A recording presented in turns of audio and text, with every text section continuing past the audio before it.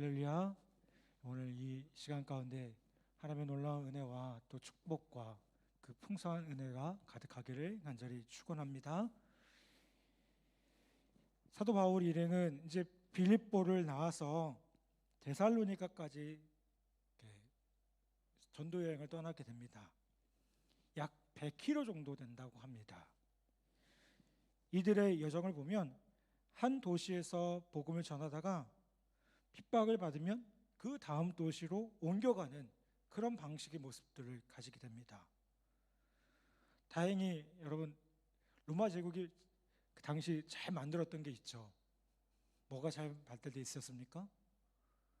도로가 잘 발달되어 있었어요.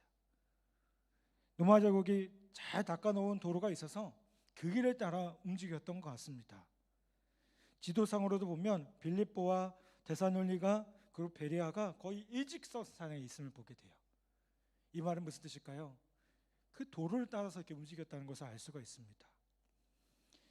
17장 1절에 보면 이렇게 얘기합니다. 그들이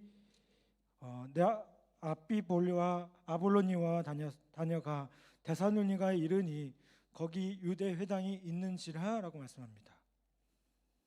1절에 보면 아비볼리와 아볼로니아로 다녀가 라는 부분입니다. 이 두 곳은 지도상에 나타나지 않을 정도로 작은 도시입니다. 그런데 왜 이 두 곳에서는 전도를 하지 않고 그냥 지나갔겠습니까? 바울 일행이 아비볼리와 아볼로니아를 그냥 거쳐간 데는 두 가지 이유를 좀 생각해 볼 수 있을 것 같아요. 하나는 이 성들이 빌립보처럼 회당이 없는 도시이기 때문일 수도 있습니다. 주로 회당을 전도의 거점지로 삼고 복음을 증거하던 바울 일행은 빌립보에서 회당이 없어서 고전한 경험이 있었어요. 그렇죠? 그래서 이제 데살로니가에 가니까 드디어 회당을 발견한 겁니다.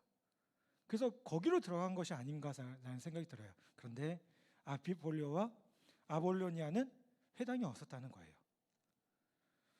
또 하나는 지정학적인 이유여서 그 이유 때문에 그랬을 수도 있을 것 같습니다. 이왕 복음을 전할 때에는 어떻게 전하면 좋을까요? 뭔가 거점이 될 만한 중요한 도시를 먼저 전해서 그 주변을 타고 복음이 퍼지도록 그렇게 했을 가능성이 높습니다.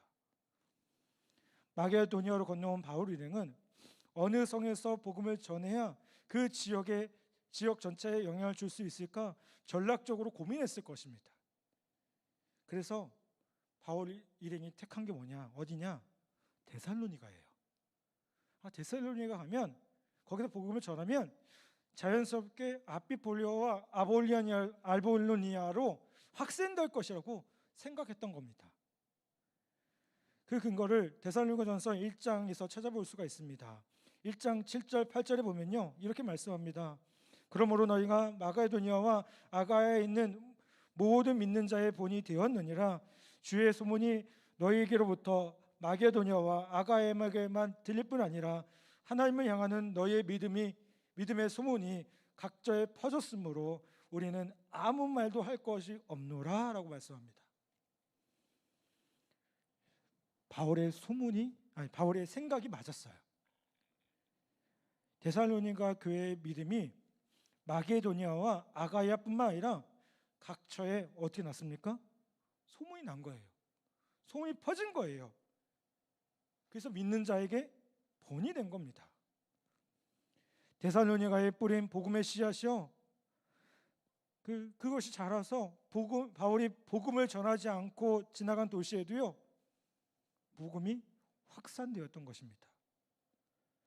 여러분, 오늘날에도 전도를 하던 교회 개척을 하던 이런 전략을 무시할 수가 없어요. 이 말은 무조건 우리가 큰 교회를 가고 큰 도시를 찾아가라는 얘기가 절대 아닙니다. 선교적으로 중요한 거점들이 있어요. 전도할 때 있어서 필요한 곳이 있어요. 데살로니가 교회는요, 그 지역 전체를 위해서 하나님이 주신 어떤 역할을 감당하지 않으면 안 되는 그런 사항이 있었음을 보게 됩니다. 바울은 그것을 알았다는 거예요. 가장 영향력을 줄 수 있는 곳에 먼저 집중하는 그것이 선택과 집중이라는 사역의 원칙임을 알고 있었고요. 바울은 그것을 시행했다는 겁니다. 이제 바울은 데살로니가 회당에 들어가 말씀을 전합니다.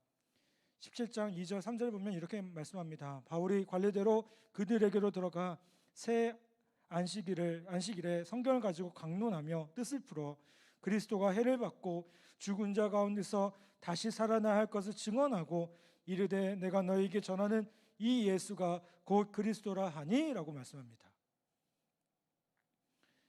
이 부분에 보면 강론하고 뜻을 풀어 증언하고라는 단어를 좀 주목해 볼 필요가 있어요. 바울은요, 성경을 가지고 먼저 어떻게 했습니까? 강론했어요.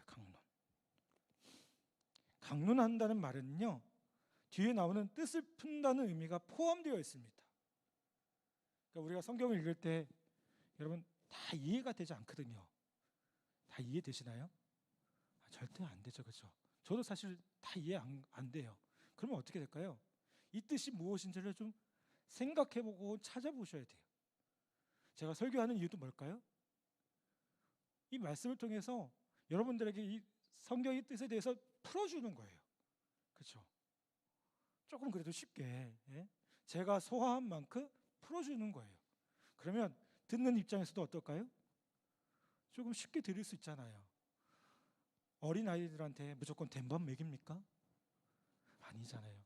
소화하기 좋은 밥을 먹여야 그 아이들이 그 밥을 먹고 잘할 수가 있는 겁니다. 마찬가지예요. 성도들한테도 뜻을 풀어서 설명하는 그런 강론하는 그런 모습들이 필요하다는 겁니다. 그리고 바울이 어떻게 했습니까? 증명했어요. 그리고 결론을 내립니다.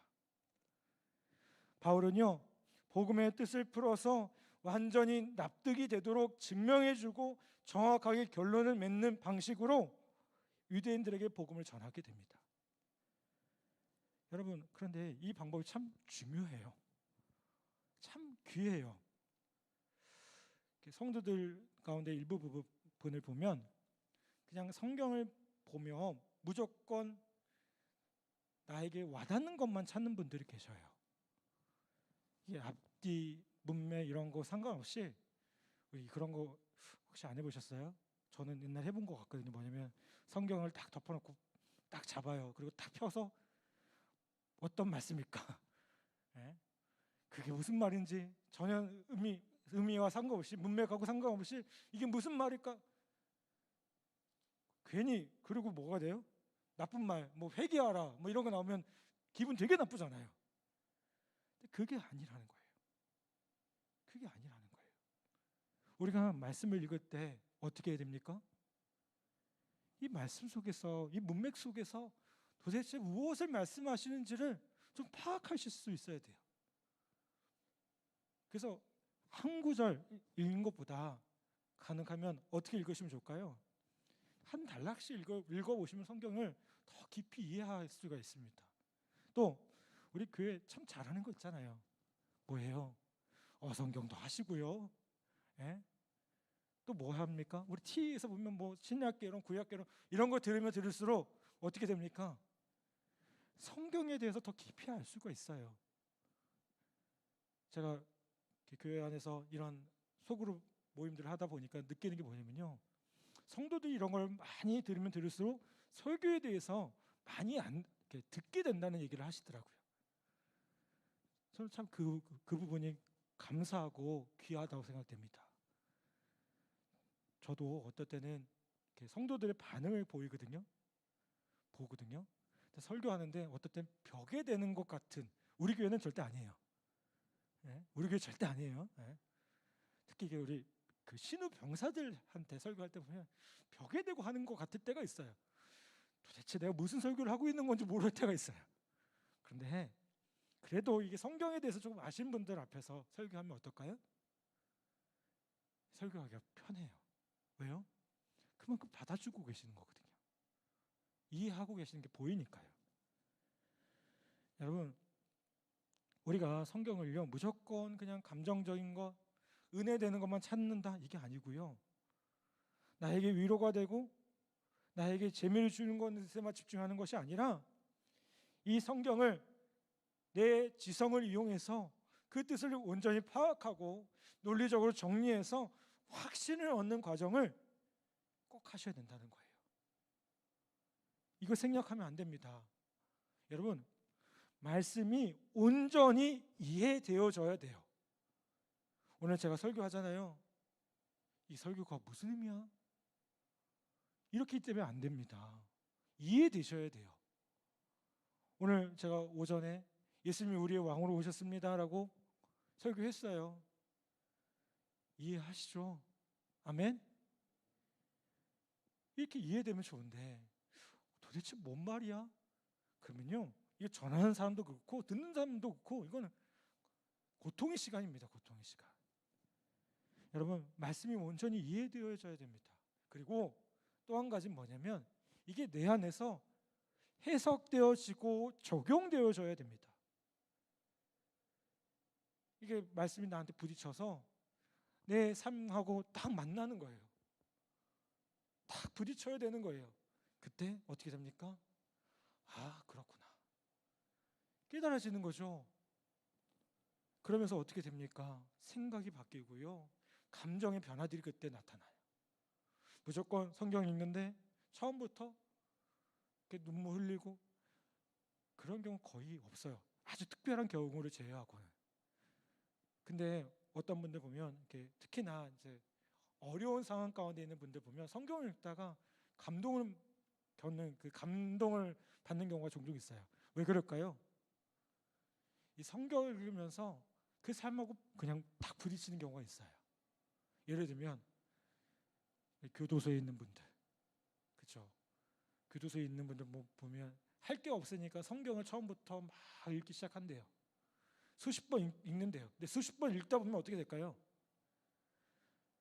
그러면 좀 해석이 되지 않겠어요? 이해가 되지 않겠어요?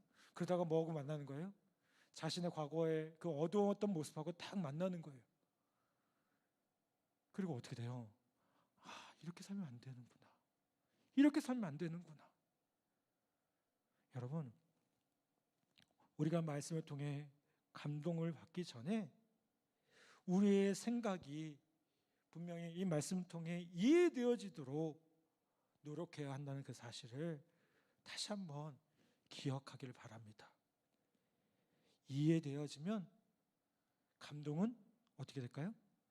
자연스럽게 따라옵니다. 목사님이 무슨 소리 하는지 모르겠어. 오늘 교회에서 무슨 얘기하는지 모르겠어. 이러면 참 힘들어요. 안 되는 겁니다. 그래서 요즘에 설교하시는 분들이 그런 얘기를 많이 해요. 이제는 설교를 할 때 들리는 설교, 보이는 설교를 해야 된다. 저는 그 말에 100% 동감합니다. 설교가 어떻게 될까요? 우리 성도들 귀에 들려줘야 돼요. 그냥 어려운 말이다, 그냥 나하고 상관없는 말이다가 아니라 내 삶 가운데 부딪히는구나. 이게 부딪히는 것을 넘어서 뭐예요? 이 성경을 쭉 읽어가고 함께 말씀을 드릴 때 그 상황이 머릿속에 쫙 그려지면서 보여줘야 돼요. 여러분, 오늘 이 말씀도 한번 보세요. 바울이 전도여행을 갑니다. 빌립보를 나와서 데살로니가를 거쳐서 쭉 올라갑니다. 그 여정을 따라 걸어가는 그 모습들을 한번 생각해 보세요. 왜 그들이 복음을 전했다고요? 왜 데살로니가에서 그렇게 했다고요? 그런 모습들이 쭉 보여져요. 여러분, 그렇게 말씀이 보여지고 들려지기 시작할 때 우리 안에 변화들이 나타난다는 겁니다. 하나님의 말씀이 좀 어려운 것 같아도요, 이해되어지고 깨달아지면, 그리고 내 삶하고 만나면 감격은 뒤따라오게 마련입니다. 그래서 제가 무슨 웃긴 얘기 하지 않아도, 억지로 웃기지 않아도 얼굴이 환해지고요, 은혜 받은 모습들이 분명히 나타나는 것을 보게 됩니다.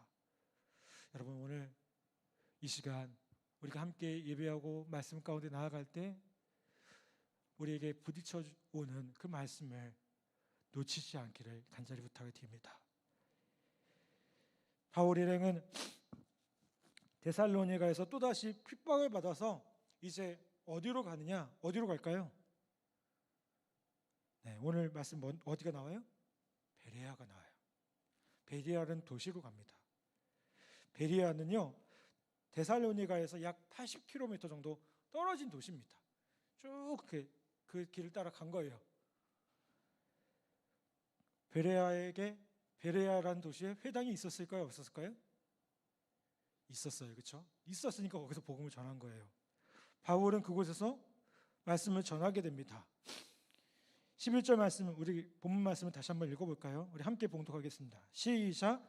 베레아에 있는 사람들은 데살로니가에 있는 사람들보다 더 너그러워서 간절한 마음으로 말씀을 받고 이것이 그러한가 하여 날마다 성경을 상고함으로. 아멘. 여러분, 베레아 사람들은 데살로니가에 있는 사람보다 어떻다고요? 더 너그러웠대요. 베레아 사람들이요, 데살로니가에 있는 사람보다 왜 더 너그럽게 보였을까요? 그 뒤에 보면 뭐예요? 간절한 마음이라는 게 따라와요. 간절한 마음, 말씀을 간절히 알고자 하는 마음이 있었기 때문에 그래요. 네, 간절히 알고자 하는데, 여러분, 진리를 간절히 알려고 사모하는 사람과 전하니까 할 수 없이 듣는 사람을 놓고 볼 때 어느 쪽이 더 너그러워 보일까요? 딱 달라요. 그렇죠? 사모하는 분들, 말씀에 대해서 사모하는 분들을 이렇게 모아놓고 이렇게 설교를 하다 보면 눈이 반짝반짝해요. 근데 우리 잘 아시잖아요. 병사들 앞에 제가 얘기한 것처럼 설교할 때, 신병 때는 안 그래요. 얘는 훈련병 때는 그래도 이렇게 좀 들으려 하거든요. 병장들 앞에서 설교하기가 제일 힘들어요. 병장들 앞에서. 왜요? 얘네는 이게 생각이 없어요. 이제 오직 생각은 어디가 있어요? 집에 가 있어요. 집에 가 있어요. 바깥에 나가 있어요. 이제 얼마 안 있으면, 며칠 안 남았으면 순이가 나를 기다리고 있네, 뭐 이런 생각하고 있을 거예요. 벌써. 너무 옛날 얘기인가요? 순이. 여러분, 설교를 듣는 성도들의 모습을 보면 저도 사실 그 마음을 가질 때가 있어요. 딱 보면요, 성도들이 듣는 성도들의 눈동자, 표정, 그 표정이 다 이렇게 드러나요. 마스크 끼고 있다고 해서 안 드러나지 않습니다. 다 드러나요. 게다가 베레아 사람들은 말씀을 듣는 데서 끝난 게 아닙니다. 어떻게 했어요? 후속 작업까지 해요. 뭐 어떤 후속 작업을 합니까? 바울로부터 예수 그리스도에 대해서 듣고 난 후에 성경을 뒤져가면서 바울이 전한 말씀과 성경을 비교하며 상고했어요. 회당에 모여서 검토해보고요, 질문했어요. 그래서 다시 한번 털을 다지는 일을 했다는 거예요. 상고한다는 게 그런 뜻이거든요. 그 말씀 한번 듣고 끝나는 게 아니라 다시 한번 기억했어요. 붙들었어요. 그 말씀을. 여러분, 저는 우리 모든 성도들이 이 베레아 사람들의 이런 태도를 좀 본받기를 간절히 소망합니다. 성경이 한번, 말씀이 한번 딱 들려주고 끝난다면 좀 너무 허무하지 않겠습니까? 왜요? 이게 사람의 말이 아니라 하나님의 말씀인데요. 제가 설교를 준비하는 게 아깝다고 하는 얘기가 절대 아닙니다. 사람의 말이면, 사람이 준비한 거라면 그냥 한번 듣고 흘리셔도 돼요. 그런데 하나님의 말씀이라면요, 이 말씀은 계속해서 기억하고 되새김질 하셔야 돼요. 그래야 이 말씀이 누구 거가 되는 거예요? 내 거가 되는 거예요. 그냥 한번 들었네? 아니요. 무슨 말씀이었지? 무슨 말씀이었지? 계속해서 되새김하시는 거예요. 여러분, 급히 뜨거워진 냄비요 어떻게 됩니까? 빨리 식어요. 그렇죠? 마찬가지. 우리의 마음도 너무 갑자기 뜨거워진 것보다 조금 시간이 걸리더라도 이해되어지고 천천히 그 말씀이 더 적용되어지면서 뜨거워지면 오래 가는 겁니다. 사랑하는 여러분, 오늘 우리에게 주신 그 말씀들을 더 깊이 상고하고 확신하는 우리 모두가 되기를 간절히 바랍니다. 우리가 말씀이 어떻게 될 때까지 붙들어야 될까요? 확신이 될 때까지 붙드셔야 돼요. 예수님 나의 왕이라고 제가 오전에 설교했어요. 여러분, 예수님 나의 왕이 맞는지, 내 삶의 왕으로 오신 것이 정말 분명히 맞는지, 그분이 우리의 안전함을 위해서, 우리의 안식을 위해서 오신 것이 분명히 맞는지 여러분 다시 한번 상고해 보시길 부탁을 드려요. 그리고 그 말씀대로 고백하며 한 주간도 살아보길 바랍니다. 또 여러분이 함께 나누는 그 말씀 가운데 우리가 티를 하든 어떤 어성경을 하든 그 모임 가운데 저도 티를 해보니까 숙제하기 참 바쁘더라고요. 숙제가 많다 보니까. 근데 숙제하는 것에서 끝나는 게 아니라 그 말씀을 내게 주신 말씀으로 붙잡으려고 또 애쓰고 그 말씀을 붙잡는 우리 모두가 될 때 이 말씀이 나의 말씀이 되어서 내 삶을 변화시키고 내 인생을 변화시키는 귀한 은혜가 있을 줄 믿습니다. 여러분, 말씀이 확신으로 바뀐다면 우리에게 뭐가 될까요? 이게 찬송이 됩니다. 찬송이 돼요. 기도 제목이 돼요. 그 말씀처럼 주님, 나의 삶 가운데 왕으로 오시옵소서. 이 성탄절을 맞이하면서 주님, 그저 흥청망청 시간 보내는 것이 아니라 내 삶에 왕으로 오셔서 내 이런 어려운 상황 가운데 다스려 주시고 통치해 달라고, 그러면서 기도 제목이 될 수 있잖아요. 여러분, 은혜롭게 심사숙고하고 모든 면을 포용하고 이해하려는 그런 자세를 가진 그리스도인들이 많을 때 교회가 말씀 위에 더욱 든든히 서가고요, 이 말씀을 통해 이 교회가 흔들림 없이 주님 주신 그 사명을 감당하는 귀한 은혜가 있을 줄 분명히 믿습니다. 아멘. 제가 주부에 뒤에 보면 소그룹 예배 다 나와 있는 거 아시죠? 주일 설교 요약을 다 넣어놨어요. 간단하게나마 한번 떠올려 보시길 부탁을 드립니다.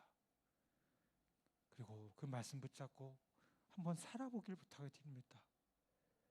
그냥 일주일 한번 주일날 또 혹은 수요 예배 때 말씀 듣는 것에 끝나는 것이 아니라 정말 내 삶을 변화시킬 만한 그 하나님의 말씀으로 붙잡고 의지하며 나아가는 우리 모두가 되기를 간절히 바랍니다. 아멘. 그렇게 하나님 말씀대로 살아갈 때, 우리가 간절한 마음으로 나갈 때 우리가 베레아 사람들처럼 너그러워져서, 물론 오늘 이 예배 자리도 참 뜨겁지만 앞으로 이 예배 자리가 더 뜨겁게 변화되어지는 놀라운 은혜가 있을 줄 분명히 믿습니다. 아멘. 그런 놀라운 은혜가 있기를 간절히 축복합니다.